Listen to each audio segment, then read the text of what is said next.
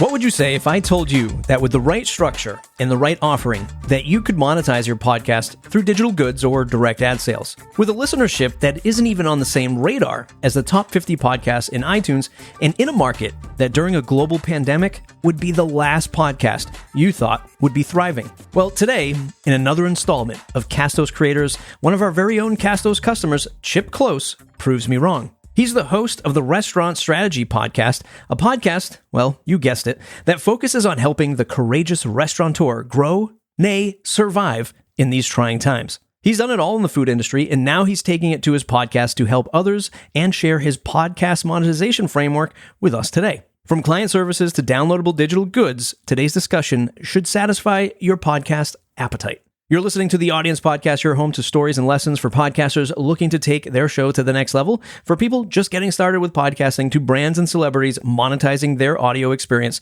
The Audience Podcast has it all. Never miss another show by subscribing at castos.com/subscribe. That's castos.com/subscribe. Okay, let's meet Chip Klose of restaurantstrategypodcast.com. Hey everybody, welcome back to the Audience Podcast. Another special edition for the Creator Spotlight today. Chip Klose. Chip, welcome to the program. Yeah, thanks for having me on. I appreciate you taking the time to chat with me. You recently hit the century mark as a podcaster. Obviously, you're a Castos customer. That's why we're having that conversation. Hint, hint, wink, wink. For anybody who's listening, who says, boy, I'd like to be on the Creator Spotlight series first. Well, you got to get a ticket, and that ticket is podcasting at castos.com. Lots of things I want to dive into. Hitting the century mark, hitting the 100 episodes published for a podcaster, as you mentioned in the pre-interview, it's no easy feat, and it isn't. What is it, or what is that big lesson that you learned on consistency? How do you keep yourself going after 100? Yeah, it's about staying organized. I mean, in the beginning, I had just set a goal for myself. So, I'm gonna podcast every single week for the first year, and that challenged me to get organized, to think about what are the kind of things that people want to hear about? What are the things that I'm qualified to talk about? Where's that intersection? And just, hitting record every single week and setting yourself up for success to do that well. Again, anticipating, say, okay, I'm going to be going away this time. I'm going to just always kind of having stuff kind of lined up in the hopper so that you knew where you were going to go next. That was the biggest thing, just getting organized around that. So I was never at a shortage of ideas. Words of advice from Chip at episode 1 versus Chip at episode 100. If you could jump into that DeLorean, go back in time and say, what would you tell yourself as you hit record on episode 1, knowing what you know now? Man, it's a great question. Not to put pressure on myself every single week to have, great mind-blowing content, but just to create value. Just to say, what are people curious about? What are people struggling with? And I think if I listened to that a little bit more in the beginning, just solve little problems for people, just speak to people where they are, and just move them a little bit at a time. If you could just move the needle for your audience a little bit every single week, by the end of a few months, by the end of a year, they will have come a long distance. And I think, just helping your audience come along a little bit further down the road every single week. That's the advice I would give myself in the beginning, not to come up with some jaw-dropping piece of content every single week. Did you consider yourself, back at episode 1 to where you're at today? Did you ever get into this game thinking that you're going to be a content creator? Were you a content creator to begin with? Recent headlines, because that's all we read these days as Americans, is Martin Scorsese was sort of ripping into the movie industry with a lot of these filmmakers these days, and the audience at large just calling movies and feature-length films content, sort of devaluing the effort that is put into creating these magnificent storytelling feature-length films that people put blood, sweat, and tears into. Did you ever consider yourself a content creator? Do you even like the term? Do you resonate with that term these days? I do like the term just fine. I didn't start off to be that. I didn't expect it was going to be something. I was really scratching my own itch. I've been in the restaurant industry for 20 years, and the last 5 of those years, I was working as a consultant, as a coach. And what I was finding is that I was saying the same things over and over and over and over again. And I just thought there's a way to get these lessons out to a broader audience. And I just thought, if I can just say the things that I'm saying to these people one-on-one to a broader audience, I think I can make a bigger impact. And I just went and took all the lessons I was doing, all the exercises that I was doing with my restaurant clients, with the chefs and operators that I work with, and I just started putting them into podcast format. And so I guess, I was doing that already, but not in the form of this, not in any kind of consistent way, like a blog or a YouTube channel or a podcast, certainly the way it is now. And now I've taken a more systematic approach to that. But it's interesting. You brought up the Scorsese thing. I hadn't heard that quote, but it is interesting. It does kind of devalue what certain things are, but the lines are getting blurred all over the place, right? I think the reason why is because we are saturated with so many options. Who's to say that your audience will tune into your podcast, Restaurant Strategy and Marketing Podcast, that is the name of it, versus their favorite Netflix show or the news, right? Or the Super Bowl, or there's so much, from Clubhouse to YouTube to Instagram stories to podcast to feature-length films again. And the term content just covers it all. And what happens is it's just like, it just takes this blanket statement approach. And next thing you know, we're all just like, what's the difference between a burger from McDonald's versus a burger from a fine dining restaurant, right? And people just get lost in, it's just a burger, right? But as somebody who's in the industry, that, well, there's a lot more to the story of how this burger's made for $25 versus $3 at Wendy's. I think it has a lot to do with intent. And I think this is now something that collectively, culturally, we're all starting to think about, right? Like, why am I listening to one podcast over another? Sometimes I just want to be entertained. Sometimes I want my mind to be expanded, to think about things the way I didn't think about. And sometimes, like the listeners of my podcast, they're coming to me for solutions. They're coming because they want they want to connect with other people who understand what they're going for. I mean, we'll get into this, but it all does begin and end with audience. Who's your audience and what are they turning to you for, right? My audience is very narrow. It's a very niche audience, right? Pat Flynn, right? Famous podcaster, loves to say, riches in the niches. My group is very, very specific. I speak to them as if I was at a conference and everybody was in the know. Everybody knows the secret code words. If you stumble upon my podcast and you listen to it for more than a couple of minutes, there's a good chance you just aren't going to understand what we're talking about. And that's great. It's not for you. It's not meant to be for you. It's meant to be for somebody very specific. And so, understanding why people are tuning in, I think is really important as a content creator, understanding what kind of need you're filling in your audience, right? People go to the movies to watch things blow up and to watch, big stories and all of that. People tune into Netflix to binge a show for something else. People tune into one podcast for one thing, one podcast for another thing. If you can recall how long it took you to understand the value of the audience, I think, obviously people come to me at Castos, they say, Matt, I want to make this a successful podcast, and maybe they haven't launched an episode at all yet. And I tell them, well, you got to care about the audience.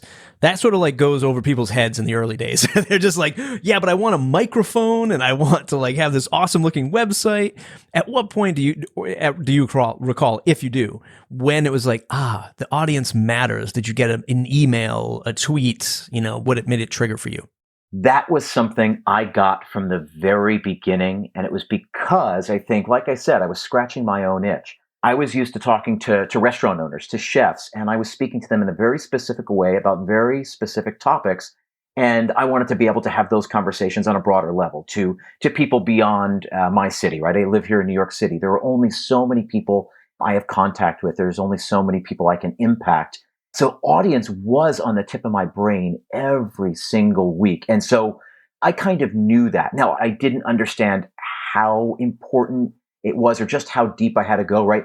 Originally, I was writing, something for the restaurant industry. Now, that's become even more niche. It's small to mid-size operators. It's chefs and restaurant owners. Originally, I thought I would be speaking to managers and marketers and maybe, bigger companies. Nope, absolutely not. They're mom and pop restaurants. They're, small restaurants where, a chef is also the owner, the whole thing, right? The one guy's running the kitchen, his wife's running the front door. It's those kind of places. So again, I just kept narrowing down. And I remember when you guys started the Audience podcast, I remember thinking, yes, that's at the heart of it. It really does. It's funny, on my show, I always talk about the Abcds of Marketing, and they are audience, branding, competition, and differentiation. It's a framework for marketing anything, podcasts, food, new iPhone, a car, whatever. And it starts with audience. So I really did understand the importance of it right from the beginning, and it can't be overstated. A lot of business owners struggle with that ability or inability to let go of, like, I don't want to say the big picture, but they build a widget and they say, my widget can serve and should serve everyone. Everyone should buy my widget. Just like as creators, we say, everyone should listen to our podcast. Did you ever have any fear or self-doubt when you started to find yourself niching down? Like in the beginning, you're like, oh, I'm talking to a lot of people or a big range of titles. And then you start filtering down. Was there any fear or wrestling with that happening?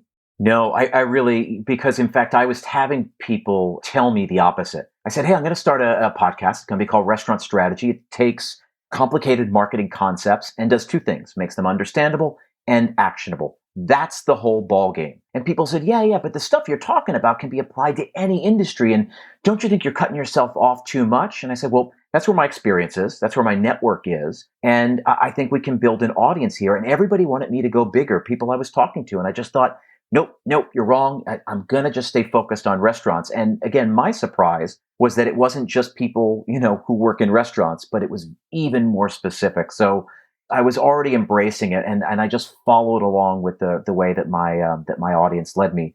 As I got to know my audience, as they wrote in, as I heard from them, and got to hear more about what they were struggling with, what they needed help with, and how I could provide those solutions. Is there either a podcast or traditional television or web show, other piece of content that you look up to from like either just like an inspirational perspective or, maybe even something that, I'm trying to work myself up to be like whatever, Hot Ones right, on YouTube, right? People eating spicy chicken wings and people sweating and interviewing celebrities. Is there anything like that that's like your North Star for all of this stuff? So, what's really funny is that when I started the podcast, it started as a monologue style format. I thought I'm just going to go for 20 to 30 minutes, just snackable content. The idea was that people could listen to it on their commute. It takes me about 25, 30 minutes to take the subway into work. And I just thought I want something I can listen to on that commute. So I started doing that, and I started filtering in some interviews here and there. But I knew I didn't want to do a lot of them. I figured there are a ton of interview shows out there, and we don't need another interview show. Now, to my great surprise, in the first 100 episodes, I've done 16 interviews, and 4 of them are in the top 4, or in the top 10, rather.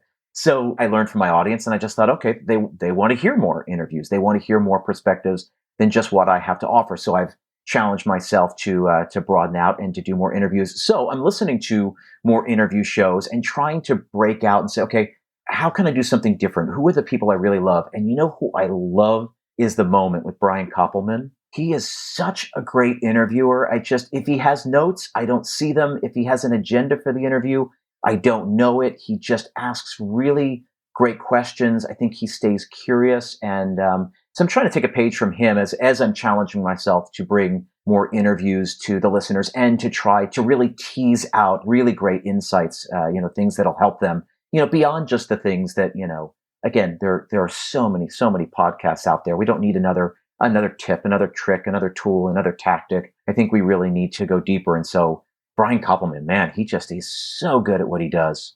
Yeah, I agree 100%. I love the way that he guides a conversation, and I love the way that he is a great interrupter of the guest and will keep them back on track. There's so many episodes I've listened to. Well, not so many, but there's at least a handful where people start asking him about the show Billions, which he was either the main creator or the co-creator of. And people start diving into asking him about that experience. He's like, look, this conversation is not about me. Like, what you're here to talk about your conversation. And I love that sort of take on it. And there's so much to be said about filtering down this audience. Like, we don't need another interview podcast, but we might need these insights, in your case, particularly from the restaurant industry, and then even get hyper-focused within the restaurant industry. There is value in small audiences. And small audience, when I say small audiences, I mean audiences compared to a Koppelman, a Rogan, a Tim Ferriss, right? Name your favorite top of the Michelle Obama. The list goes on of like royalties and celebrities now who are doing these podcasts. People like you and I can make a living podcasting with audiences that are a fraction of celebrity size. When did that click? And we're going to start getting into the inside baseball now of how you monetize a podcast and how the podcast gets the almighty return on investment that everyone's seeking. When did that click for you that said, there's money in them hills and I can find it with a podcast? It's a great question. And I can't point to the exact date. I knew that audience was important. There's that old thing in marketing, right? Know, like, and trust.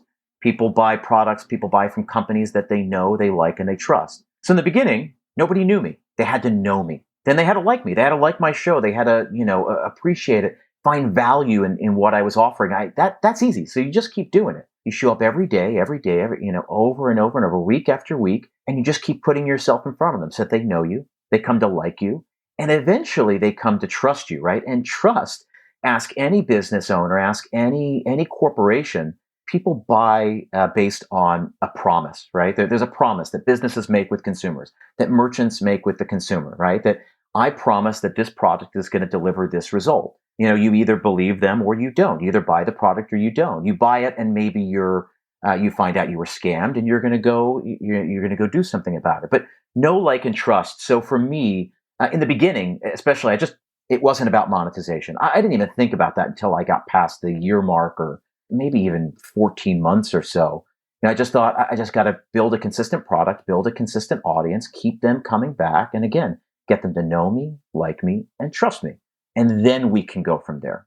The relationship building, the networking, I hate to say personal brand. I know that's a very popular statement, so I'll throw it in. I don't particularly love it, but I built my very first podcast. It covers the WordPress industry, and many people listening might be like, "Oh my god! Like, is there things to talk about in the?" Well, yes, there is, right? And when I started an agency, much like you coming out of maybe the food industry, when I started an agency, the only way I could compete as somebody who wasn't an engineer or a developer amongst the sea of other engineers and developers that were getting big jobs, 20 years ago from big brands, I said I have to break into this market. And this is how I'm going to do it. I'm going to have conversations. And then you use the podcast, your portfolio of content, as leverage in a sales call, right?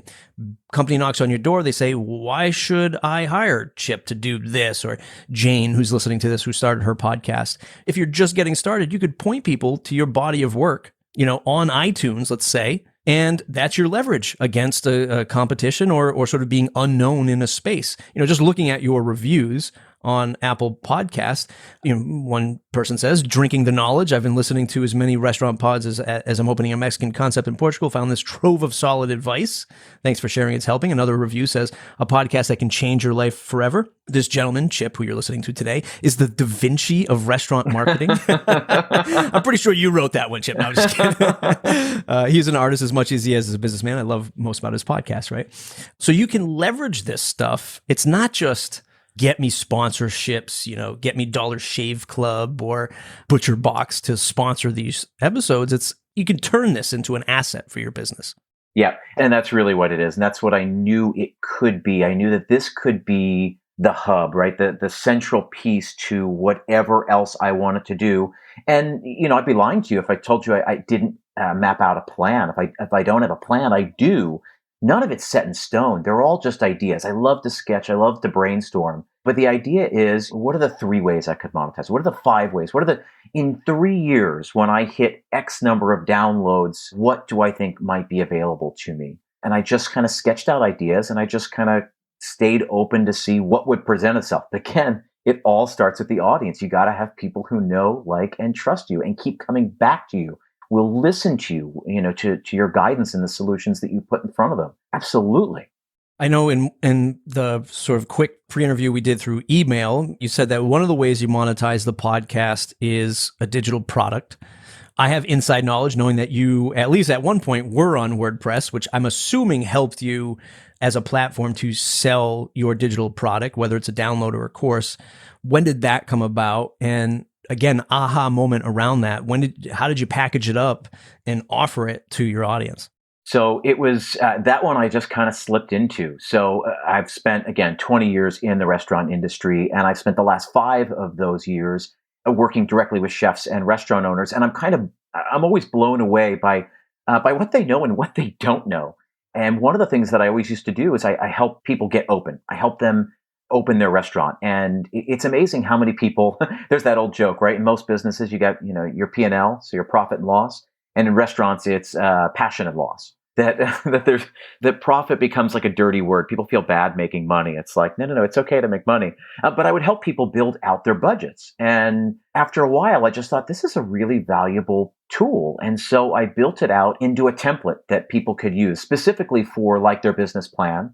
If they're going to go try to get a loan or attract investors or whatever, where they could plug in all their projections and it would show them whether the business was going to work or not. It's something I've used over and over again. And I often bring in when I'm brought on by a client and, people say, oh, we're really struggling. I say, no, give me your numbers. We're not going to do anything else until we look at the numbers. And that will tell us what's working and what's not. And again, a budget, a spreadsheet, none of that gives you answers, but it tells you the right questions to ask. It's what I've lived on. It's what I've lived by as a consultant for all these years. And I just thought, okay, I'm going to package this up as a spreadsheet and I'm going to sell it. And so I did a whole episode all about budgets, all about, building your budget, what you need, how to, what should be in there, what shouldn't be in there, how to estimate your projections. I need to get this many people in the door at this many dollars per head every night of the week. And so in any of it, it's 6 interconnected sheets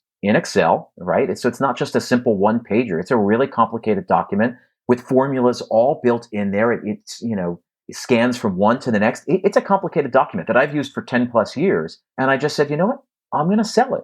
So I did the episode. I talked all about it. I told people how to build it. I said, or if you want to spend $50, here's my template. It's $50.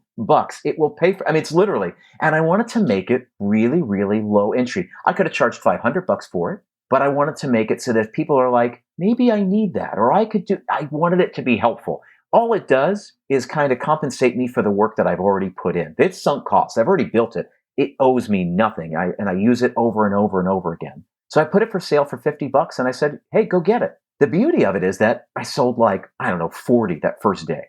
And then every single week afterwards, it's evergreen. It's just for sale. Every so often, right? It goes in it goes in the signature to my email sometimes. It goes at the bottom of every email I send my list. If you want the best restaurant budget, the last restaurant budget you'll ever need, the only restaurant budget you'll ever need, go click here and buy it. It's for sale. Here you go. And it just tells what you're gonna get. And I've got 3 or 4 of those coming in every single week at $50.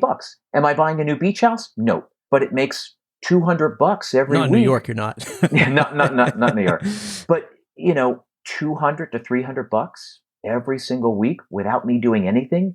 Old episodes are the ones advertising it. The email, it's at the very bottom of the email to my list. And every once in a while on a new episode, I'll remind people that it's up there on the website. That's it, just kind of, wipe your hands of it and just, it's a passive income stream, which is the other thing that was really important to me with this. I'm working on a book that kind of distills down a lot of the ideas. That's going to be for later this year. But I'm trying to come up with, at least that one was trying to come up with a passive income stream that could just generate revenue, could make money in my sleep behind my back. It's also a testament, again, of going back to the particular audience that you serve through the podcast. Because if you were just the general marketing, if your podcast was labeled just the general marketing show, and you're the guy that kind of is pitching to restaurants, they probably wouldn't buy from you.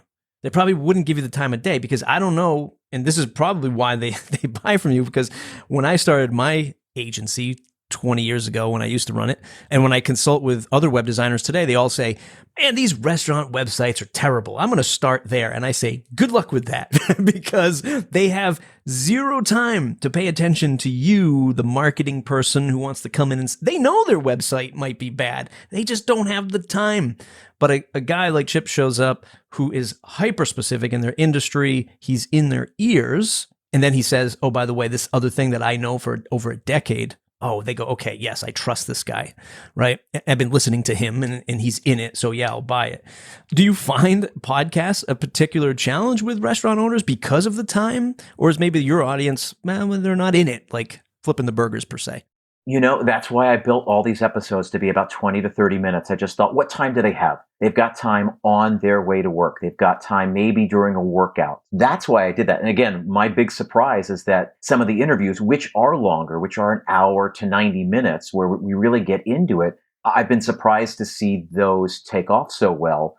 So again, I'm still learning about my audience, the time that they're willing to put into it, how much time they have to give to it, and when they listen.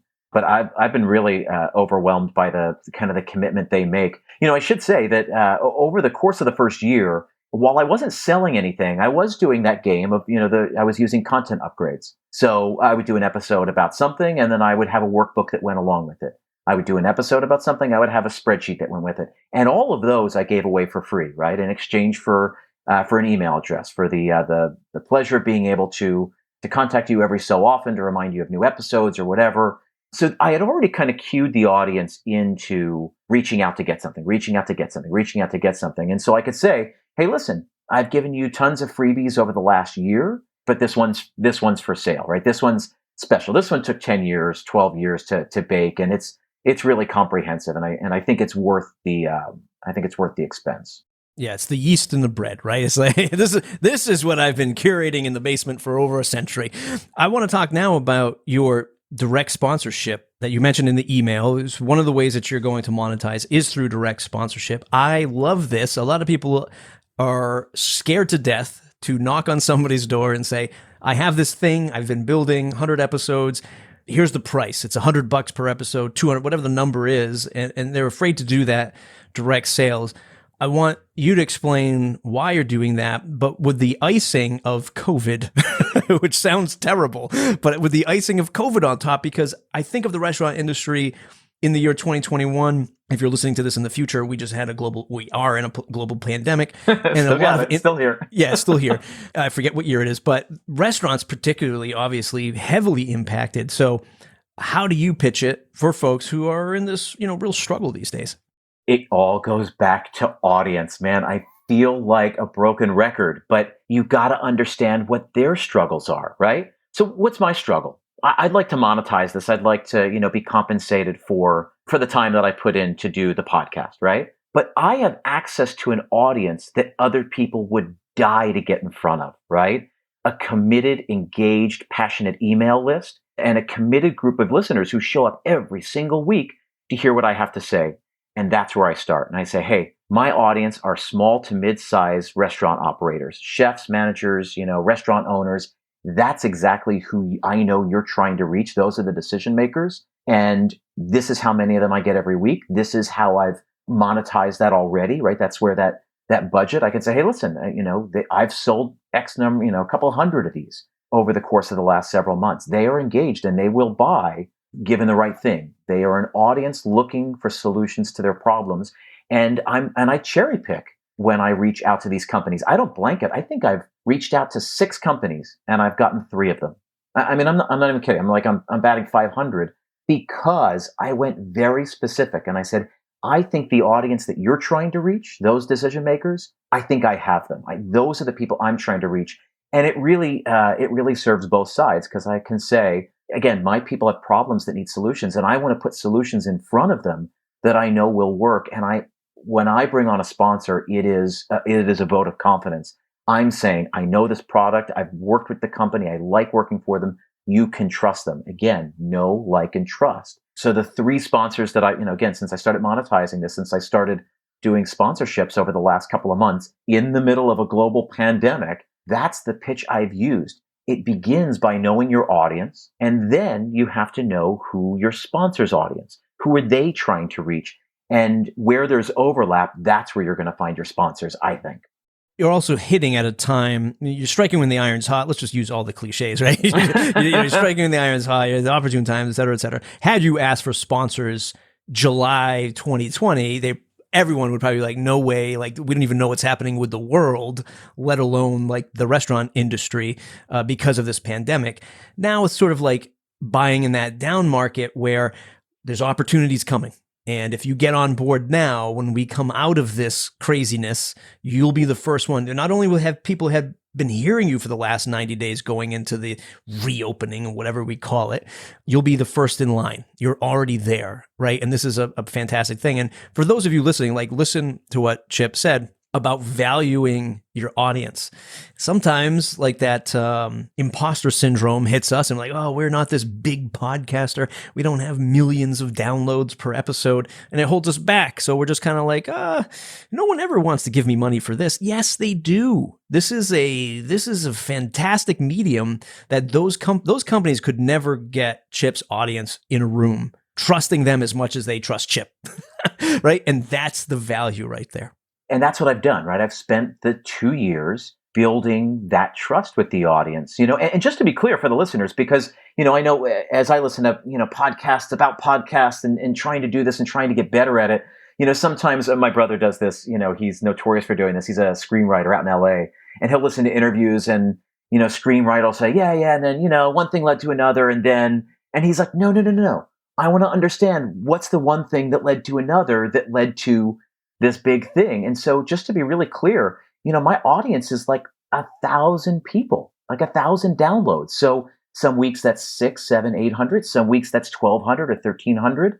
I'm not talking about some huge audience, not thousands and thousands or tens of thousands or whatever. It's like 1,000. So it's very, very niche. And I lead with that when I reach out to my sponsors. I say, they are small but mighty. They are niche. I know who they are. They're passionate, loyal, and engaged. And I believe this is the audience that you really want to get in front of too. Let's have a conversation. So I don't try to hide the fact that my listenership is small. I'm proud of the listenership that I've built. And again, they are loyal, they are consistent, they are engaged. And that is something to focus on because that's what they want. Again, they're trying to solve problems. For example, I work with a bunch of software companies. They're trying to solve problems. Their biggest struggle often is getting restaurant owners to understand that they have a problem. So like, hey, you got a problem here and I've got a solution for it. Well, if the restaurant owner doesn't acknowledge that they have a problem, but there I am week after week talking about it, certain things, your website needs to be better. You need to be, more aware of SEO and citations and how that affects your local rankings. And I'm talking about all these problems all the time. So I've already kind of like, turned the volume up on those things, which is, made it easier to then talk about solutions. 100%. His name is Chip Klose. You can find him at chipklose.com. That's close with a K. The podcast name is Restaurant Strategy, a Marketing Podcast, 100 episodes. Congratulations. I don't do sound effects, but maybe the productions team will work in a hand-clapping audience applause in the background. Chip, where else can folks find you on the web to say thanks? Yeah, my website, like you said, chipklose.com with a K, restaurantstrategypodcast.com. You can find more there.